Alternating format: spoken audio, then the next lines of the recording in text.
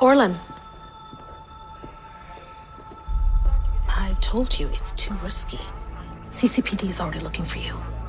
What are you doing here? It's Thanksgiving, Doc. I'm here to be with my family.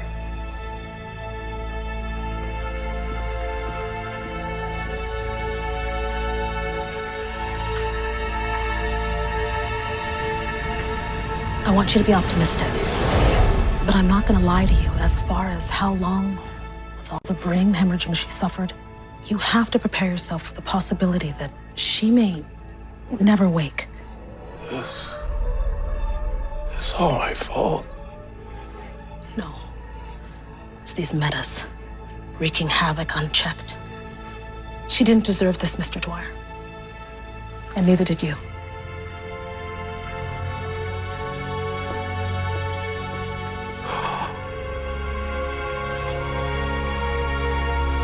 This was the scene Tuesday night as once again the Flash saved Central City from certain destruction.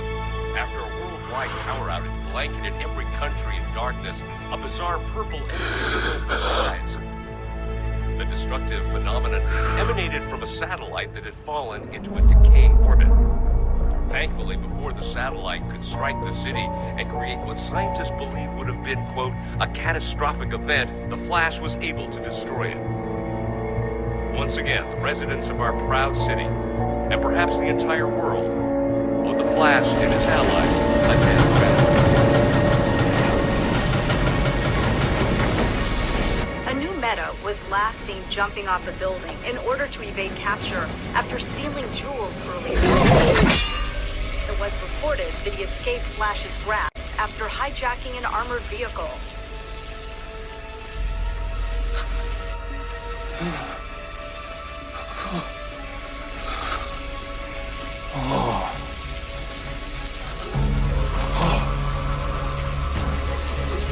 I'm gonna make this right, Gracie.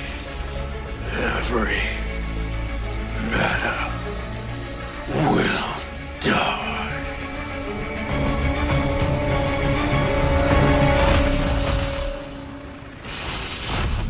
Guys, this better be good. Yeah, we've got an after Thanksgiving tradition called sleeping. So, what's up? It's good.